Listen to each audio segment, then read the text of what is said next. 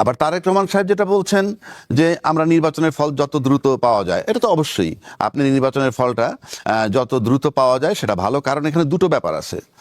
সুতরাং তারেক রহমান সাহেবের এটা চাওয়াটা যৌক্তিক। আবার উল্টা দিকটা আসেন, জাস্ট একটা আইনে কথা আছে, জাস্টিস ডিলেইড জাস্টিস ডিনাইড। যদি খুব লম্বা হয় কাউন্টিং এ ডাউট হতে পারে, আবার জাস্টিস হারিড জাস্টিস বারিড। আপনি খুব দ্রুত গণলে সেখানে কি হয়, সবকিছু মিলেলে আমরা ইন বিটুইন এমন একটা জায়গায় যাওয়া উচিত যেখান থেকে মানুষের কোনো ডাউটও হয় না বা ফলাফল নিয়ে কোনো কথা না হয়। এটা গেল একটা। এরপর আসেন, জামাত ইসলামের আমির বলছেন কি কিছু সকাল থেকে তিনি দেখছিলেন যে ভোট ভালো হচ্ছিল, কিন্তু ঢাকার কেন্দ্রে বিকেলের দিকে বা দুপুরের পরে তিনি দেখছেন যে এক ধরনের অসামঞ্জস্যতা, কারচুপির অভিযোগ তিনি করছেন। এখন এই যে কারচুপির অভিযোগ কম বেশি সব এনসিপিও তাই বলছে, সব ভোটই আমরা পাইনি যে একেবারে তা না। এনসিপি যদি বলে থাকে সেটাও পাইতে পারি, এইরকম অভিযোগ আমাদের ছিল। কিন্তু আমরা যেটা ধারণা করছিলাম যে নির্বাচনে খুব বিশ্রী অবস্থা হবে, সেটা এখন পর্যন্ত তেমন কোনো খবর পাওয়া যায় না। এটা আমার কাছে একটা সারপ্রাইজিং, যেটা আমি আপনাকে একটু আগে বলে গেছি যে কেন নির্বাচনটা শান্তিপূর্ণ হচ্ছে, সেটা আমি রিপিট আর করতে চাই না। কিন্তু প্রশ্ন হচ্ছে, যেই 18 মাস যাবত আমরা এই সরকারের এমন কোনো বিষয় পাই নাই যেটা তার পক্ষে পজিটিভ, অন্তত চলনে বলনে বয়ানে। সেই প্রশাসনিকভাবে ব্যর্থ, তারপরে কি বলে প্রশাসনকে তার ইচ্ছা মতো ব্যবহার করা, কোনো দিকে কোনো দলের পক্ষে কাজ করা ইত্যাদি, সেই বিবেচনায় এইরকম একটা নির্বাচন দেওয়ার যোগ্যতা এই সরকারের নাই। সেক্ষেত্রে আমি যেটা বলেছি ওটাই কারেক্ট আমি মনে করি, যে যারা ডিস্টার্বিং করার, ওই যেমন রনি একটু আগে বলল যে আওয়ামী লীগের কিছু ভোট নাকি দিতে আসছে ভোটে, আমার এটা মাথায় ধরে না। এক, আর দুই নম্বর, আওয়ামী লীগ যতটুকু জানি বর্তমান সরকার বোধহয় কালকেই বোধহয় অলমোস্ট সমস্ত উপদেষ্টারা তাদের মোটামুটি কার্যক্রম শেষ করছে, হয়তো এই অফিসিয়াল কার্যক্রম শেষ করছে, এখন হয়তো রুটিন পর্যন্ত থাকবেন। রুটিন বলতে এই যে ভোট হবে, কাউন্টিং হবে, তারপর হয়তো যে সমস্ত আনুষ্ঠানিকতা আছে সেগুলো করে নেচারে তারা চলে যাবেন, এবং তারা এটাকে মোটামুটি তাদের বডি ল্যাঙ্গুয়েজ বা তাদের অ্যাকশন দিয়ে এনশিওর করেছেন, এতে কোনো সন্দেহ নাই। কিন্তু একটা বিষয় আমি বলি, দেখুন এখানে গণভোট আছে, সাধারণ তারপরে এই সংসদ নির্বাচন আছে, কথাগুলো আমি আগেও বলছি এখনো বলি, এটা তো একটা লম্বা সময়, এখন তো শেষ সময়। তারপরে বলি, আমরা কিন্তু এবার যে এই ইলেকশন কমিশন যে নির্বাচন যখন ঘোষণা করলো, তফসিল দিল, তখন কিন্তু উনি বলেন নাই সংবিধানের কোন অনুচ্ছেদ মোতাবেক উনি নির্বাচন ঘোষণা করছেন, তফসিল দিয়েছেন, বলেন নাই। যেহেতু বলেন নাই, তাহলে আপনি কিসে নির্বাচনটা কিভাবে দিলেন? আর সংবিধান মোতাবেক যদি আপনি বলে থাকেন, তাহলে সর্বোচ্চ 180 দিনের মধ্যে সরকার পতন হওয়ার, মানে সংসদ ভেঙে যাওয়ার 180 দিনের মধ্যে নির্বাচন দেওয়ার কথা সর্বোচ্চ। তারপরে বলা নাই যেদিন মন চায় সেদিন। 2026-এর ফেব্রুয়ারিতে নির্বাচনটাতে কোন সংবিধান আনলেন? এই সংসদ নির্বাচন, এই নির্বাচনটা হওয়ার পর আমি আবারও বলছি, কঠিন জটিলতায় পড়বে যদি গণভোটটা জয়যুক্ত হয় এবং গণভোটের আলোকে সংবিধানটাকে সংস্কার করে নেয়, তাইলে এদের ঢোকার সুযোগ হবে। তা নয়তো ওখানে থেমে যাবে, একটা জটিলতা তৈরি হবে। কিভাবে কাভার করবেন সেটা পরের চ্যাপ্টার, আমার যে বহু বিজ্ঞ লোক এই দেশে আছে। এটা আরেকটা কথা, কয়েকটা পয়েন্ট খণ্ডন করে আমি শেষ করছি। রনি বলল যে দলের কোনো ভোটার নাই, ভোটার সব বাংলাদেশের। তাহলে আমি ধরে নিলাম দলের কোনো ভোটার নাই, 12 কোটি ভোটার বাংলাদেশের জনগণের। যদি তাই বলি, তাহলে তো মাত্র 32% লোক ভোট দিতে গেছে এ পর্যন্ত, মানে আমাদের কাছে ফার্দার আসে নাই। তাহলে 68 ভাগ এখনো যায় নাই।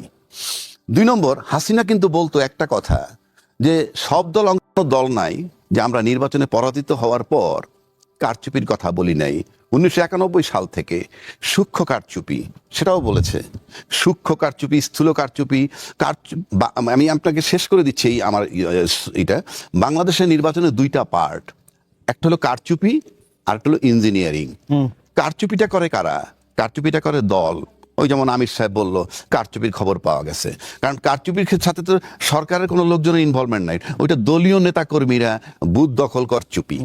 আর ইঞ্জিনিয়ারিংটা কি? ইঞ্জিনিয়ারিং হইল প্রজাতন্ত্রের কর্মকর্তা কর্মচারী মিলে করে। আজকে আমরা যারা টকশোতে জানি, আমরা সবাই বলছি যে আওয়ামী লীগের সময় ইঞ্জিনিয়ারিং করা হয়েছে, আওয়ামী লীগ ভোটগুলোতে ইঞ্জিনিয়ারিং করছে, 14% গেছে, তারপরে এত % ভোট, তারপর হঠাৎ করে জাম করে আসলো 60% ভোট, ওটা হইলো ইঞ্জিনিয়ারিং। তো এখন ওই ইঞ্জিনিয়ারিং তারা করে কি করে না আমার কাছে কোনো ইনফরমেশন নাই, ফার্স্ট হ্যান্ড ইনফরমেশন আমার কাছে নাই। কিন্তু আজকে যেহেতু আমরা 16-17 বছর পর একটা নির্বাচনে যাচ্ছি, সেই নির্বাচনটা আমি তাদের কাছে করজোরে মিনতি করতেছি, যদি ইঞ্জিনিয়ারিং তারা করে থাকেন অতীতে কিংবা আজকেও যদি প্ল্যান থাকে, করজোরে মিনতি করতেছি, আমরা একটা সুন্দর ভোট চাই।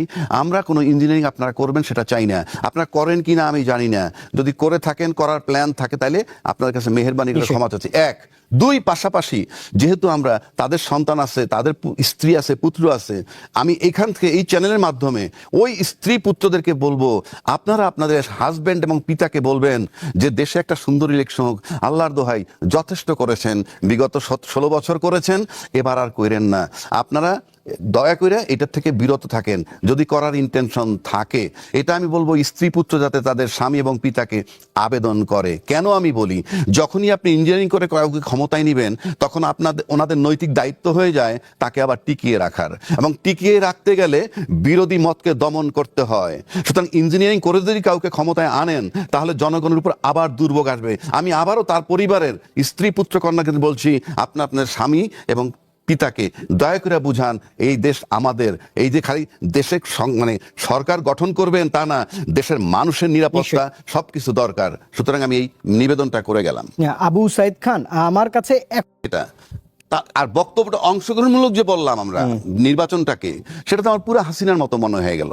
মানে এই জায়গাটা থেকে আমরা সরতে চেয়েছিলাম, এবং এই জায়গাটা থেকে সরতে হইলে ওই গণভোটের আলোকে সংবিধান সংস্কার করে তারপরে নির্বাচিত প্রতিনিধিকে ঢুকতে হবে, তাহলে জটিলতায় পড়বে। সেই পরিস্থিতি আমরা দেখব নির্বাচনের পর, কারণ পাওয়ার হ্যান্ডিং ওভার টেকিং ওভারের বিষয় আসবে, সেটা আমরা হয়তো নির্বাচনের পরে দেখতে পারবো। আমরা চাই শান্তিপূর্ণ সুন্দরভাবে পাওয়ার হস্তান্তর হোক, আইনিভাবে যেভাবে হয় সেটা করে যাক, এটাই আমরা প্রত্যাশা করি। না, কিন্তু রেজাউল করিম রনি, তাহলে যেটা আবু রাজ্জাকি বলছিলেন যে তাহলে সংস্কারগুলো করে তারপরে নির্বাচন হবার কথা ছিল, নাহলে এক ধরনের সাংবিধানিক। আমি সংস্কার করে নির্বাচন করার কথা বলছি। দেখেন, এখানে দুইটা নির্বাচন তো একসাথে হচ্ছে, সুতরাং সংস্কারটা আগে করে নিতে হবে, সংস্কারের আলোকে সংবিধানটা তৈরি করতে হবে। প্রথম কথা হলো, আমি কিন্তু আমি জানি এই জায়গাটায় তেনা পেছানো হবে, এই জন্য আমি আগেই বলে দিয়েছি, হাসিনা যেইভাবে একটা গণতান্ত্রিক দলগুলোকে বাইরে রেখে নির্বাচন করছিল, আর গণঅভ্যুত্থানের মধ্যে দিয়ে হাসিনা বিতাড়িত, আওয়ামী লীগ পরাজিত, ফ্যাসিস্ট শক্তি হিসাবে চিহ্নিত, ফলে হাসিনাবিহীন নির্বাচন, হ্যাঁ, এই দুইটা কন্ডিশন একটা। এবং ভোটারদের পরিচয়, অবশ্যই আপনি যদি ডেমোক্রেসি মিন করেন, কোনো ভোটারের পরিচয় আপনি ডিসক্লোজ করবেন না। ভোট একটা আমানত, এর সিক্রেসি হলো এর বিউটি এবং এর স্ট্রেংথ। বিএনপি হোক, জামাতের হোক, এনসিপির হোক, কোনো ভোটারের পরিচয় ভোট দেওয়ার আগে পর্যন্ত ডিসক্লোজ করা যাবে না। এটা প্রাইমারি প্রিন্সিপাল ডেমোক্রেটিক নর্মস। সেখানে আপনি আওয়ামী লীগের ভোট, বিএনপির ভোট, জামাতের ভোট ভাগ করেন কিভাবে? That was my point. এবং আমি স্ট্রংলি বলেছি, এখানে আওয়ামী লীগের লোক অবশ্যই ভোট দিতে গেছে, যাওয়াটাই স্বাভাবিক। বিগত দিনেও সুইং ভোটাররা একবার আওয়ামী লীগকে ভোট দিচ্ছে, পরের বার বিএনপিকে ভোট দেয় নাই, তো তারা এবার আওয়ামী লীগ নাই। তো যেই লোকগুলো আপনার সুইং ভোটারের সংখ্যাটা তো কম না এখানে, কখনো কখনো এটা 30% পর্যন্ত হয় কোনো ইলেকশনে দেখা গেছে।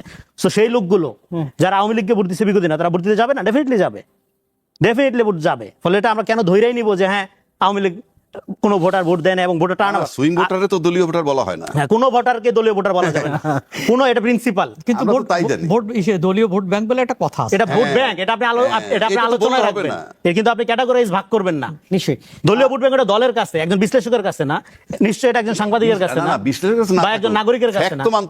যে আওয়ামী লীগের নেতা বা যে বিএনপির নেতা, সে তার অনুসারীকে তার ভোটার মনে করে, সেটা তার ব্যাপার, এটা তার একটা পলিটিক্যাল। আমরা যদি হিসাবটা করি, যে ঠিক আছে, অনেকেরই টার্গেট ছিল, যেটা আমরা বলি আর না বলি, যে নির্বাচনে নিষিদ্ধ দল আওয়ামী লীগের ভোটাররা ভোট দেবে কিনা, এটা একটা গুরুত্বপূর্ণ প্রশ্ন। তো আমার কাছে যেটা মনে হয়েছে যে তারা ভোট দিয়েছেন, অনেক ক্ষেত্রে সংখ্যালঘুরাও ভোট দিয়েছেন, বিভিন্ন সূত্রে জানা যাচ্ছে। অতএব ভোটদানের ক্ষেত্রে সেই দিক দিয়ে আমরা যদি মনে করি, ক্রস সেকশন অফ পিপলস, মানে বিভিন্ন শ্রেণী পেশার মানুষ এবং বিভিন্ন ধর্ম বর্ণের মানুষ তারা উপস্থিত হয়েছেন, সেই জায়গা থেকে যদি বিবেচনা করি যে নির্বাচনটা অংশগ্রহণমূলক ভোটারের ক্ষেত্রে, হ্যাঁ, দলগুলোর অংশগ্রহণের ক্ষেত্রে সেই বিতর্ক আজকে যাওয়ার সময় নেই। আজকে আমার কাছে মনে হয়েছে যে নির্বাচনটা যথেষ্ট স্বতঃস্ফূর্ত এবং অংশগ্রহণমূলক, এবং এই নির্বাচনের মধ্য দিয়ে আমাদের নতুন একটা যাত্রা শুরু হবে। তবে জাতির জন্মদিন, যেটা আমাদের প্রধান উপদেষ্টা বলেছেন, তার সঙ্গে একমত নেই। উনি বারবার জাতি তো জন্ম হয় না, এই জাতির, এ দেশের 1971 সালেই যাত্রা শুরু হয়েছে এবং জন্ম হয়েছে, নতুন করে জন্ম হওয়ার কোনো প্রয়োজন নেই। এই উচ্ছ্বাসটা আমার কাছে, তার কাছে এটা অত্যন্ত বেশি উচ্ছ্বাস মনে হয়েছে। তবে হ্যাঁ, যে আমাদের যে এটা দুটো জিনিস, যে আমরা স্বৈরতন্ত্রের আমলে কথা বলতে পারছিলাম না, বাক স্বাধীনতা রুদ্ধ ছিল, মারাত্মক ভীতিকর পরিস্থিতি ছিল, এবং জুলাই অভ্যুত্থানের মধ্যে দিয়ে সেই ভীতিকর পরিবেশের পতন ঘটেছে। তারপরেও একটা আতঙ্ক ছিল মপতন্ত্র। আমরা স্বৈরতন্ত্রের পতন ঘটিয়ে মানুষের ভিতর তখন এক ধরনের ধারণা ছিল তাইলে কি দেশটা। এখানে আওয়ামী লীগের ভোট বলে কোনো ভোট নাই, নাগরিকদের ভোট। এবং আপনারা যখন আওয়ামী লীগ বিএনপি বাইনারিতে দেশ বিভক্ত ছিল, তখন কিন্তু মানুষ এক বছর আওয়ামী লীগকে ভোট দিচ্ছে, তারপরের বছর ওই মানুষই কিন্তু আবার বিএনপিকে ভোট দিচ্ছে। ফলে আওয়ামী লীগের ভোট, মানে যারা দিত আওয়ামী লীগের ভোট, তারা আর কোনোদিন অন্য দলকে ভোট দিবে না, কখনোই দেয় না। এটা অ্যাবসলিউটলি আপনার ফলস কথাবার্তা। কারণ আপনার দল, এবং আরেকটা হলো স্ট্যান্ডার্ড, যেটা আমরা দেখছি যে নির্বাচন অংশগ্রহণমূলক হচ্ছে কিনা এটা আপনি বুঝবেন সব দল অংশগ্রহণ করছে কিনা সেটা দিয়ে না, সব মানুষ, সব সেক্টরে, যেটা বললো যে ডাইভার্সিটি অফ পিপল, সব সেক্টরের মানুষ। যেমন ধরেন এই সমাজের খ্রিস্টান কমিউনিটি বা হিন্দু কমিউনিটি যদি ভোট বর্জন করে বসে থাকে, ডেফিনেটলি এই নির্বাচন প্রশ্নবিদ্ধ হবে। কিন্তু একটা দল, রাজনৈতিক দল যদি ভোট বর্জন করে, কিচ্ছু আসা যায় না। কারণ ওই কমিউনিটি মানুষ, ওই দলের সমর্থকদের অনেকে, দল ধরেন দল আকারে ওই দলটার নির্বাচনে নাই, সমর্থকদের অনেকেই অন্যকে ভোট দেওয়ার জন্য যাইতে পারে। যখন যায় তখন সেটা আপনার অংশগ্রহণমূলক নির্বাচন হিসেবে ধরা হয়। এটা অতীতেও হয়েছে, করার জন্য না। আর এখানে আমরা এত দীর্ঘ বছর পরে যে নির্বাচনটা করছি বাংলাদেশকে জেতানোর জন্য, জনগণের ভোটাধিকার নিশ্চিত করার জন্য, মানুষ ভোট দিচ্ছে, মানুষ ভোটারদের স্রোত, এই ভোটারদের আমরা ভাগ করব না। আওয়ামী লীগ, বিএনপি, জামাত, এনসিপি বইলা, বিএনপি বইলা ভাগ করব না। আমরা রেজাল্ট দেখবো, যে রেজাল্ট, এবং সেই রেজাল্ট দেওয়ার ক্ষেত্রেই আপনার যে প্রশ্ন, সেখানে আমরা আসবো যে প্রশাসনের সক্ষমতা, এই যে জনস্রোত বা ভোটার স্রোত আমরা দেখলাম কেন্দ্রগুলোতে, সেইটা একটা আমানত আকারে ধরেন ভোট কেন্দ্রগুলোতে পড়লো, ভোট বক্সগুলোতে পড়লো, তারপরে সেই আমানতদারিটা সঠিকভাবে রক্ষা হচ্ছে কিনা সেইটা হলো প্রশাসনের সক্ষমতা প্রমাণ করবে। আরেকটা হলো এখানে সেনাবাহিনীকে ধন্যবাদ দিতে হবে। ডেফিনেটলি এই সরকারের সক্ষমতা নিয়ে নানা যে প্রশ্ন উঠেছিল, সেই প্রশ্ন উবে যায় নাই, সেই প্রশ্ন আছে। সেই প্রশ্ন থাকার পরেও যে কাঙ্ক্ষিত আপনার মাত্রায়, যে মানে অনেকে মনে করছিল, যেটা যে আশঙ্কা করছিল যে বিশাল রকমের একটা গ্যাঞ্জাম হবে, ভায়োলেন্স হবে, সেই জায়গা থেকে যে মোটামুটি পিসফুল, এই বিচ্ছিন্ন কিছু ঘটনাগুলো বাদেও যে পিসফুল, যেটা একটা বড় ক্রেডিট সেনাবাহিনীকে দিতে হবে। সেনাবাহিনী যেমন আপনার গতকাল রাত থেকেই বিভিন্ন জায়গায় টাকা ছড়ানো, বিভিন্ন দলের, বেশিরভাগই জামাত ইসলামের দলের, বিএনপিরও 3-4 জন আছে, টাকা ছড়ানো সহ ধরা পড়তেছিল। এর আগে আপনার ওই ঠাকুরগাঁ জামাতের আমির 74 লাখ টাকা সহ ধরলো। ফলে সেনাবাহিনীকে খুব তৎপর ভূমিকায় দেখা যাচ্ছে। এইটা হলো যেটা হচ্ছে যে ধরনের বিশৃঙ্খলা, অস্থিরতা তৈরির পায়তারা যারা করছিল, তাদের যে প্রস্তুতি বা মনোবল, এটাতে একটা বড় প্রভাব ফেলছে। তারা হয়তো ব্যাকফুটে যেতে বাধ্য হয়েছে।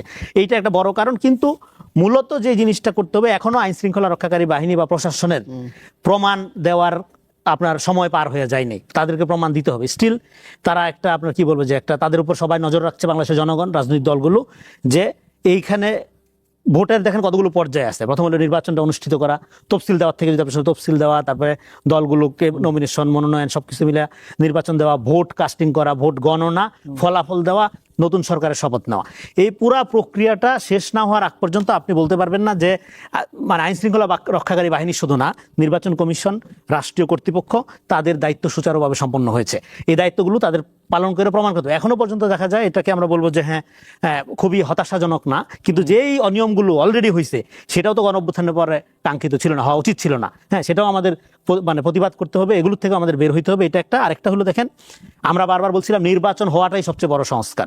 যেই কোনো সহযোগিতাই হোক, সেনাবাহিনীর ভূমিকার কারণে হোক, রাজনৈতিক দলগুলোর কোঅপারেশনের কারণে হোক, সরকারের ত্রুটিপূর্ণ ব্যবস্থাপনা বা অনেক ধরনের ব্যর্থতা বা অনেক ধরনের সমস্যা থাকার পরেও, হ্যাঁ, আপনার অপূর্ণতা বা অসম্পূর্ণতা থাকার পরেও হোক, সবকিছু মিলে আজকে যে অবস্থানটা আসছে, সেইটার ক্রেডিট সরকারকে দিতে হবে। এবং এখানে নির্বাচনটা কেন জরুরি সেটা আমরা সবাই জানতাম। এই নির্বাচন হওয়াটাই সবচেয়ে বড় সংস্কার। কারণ এই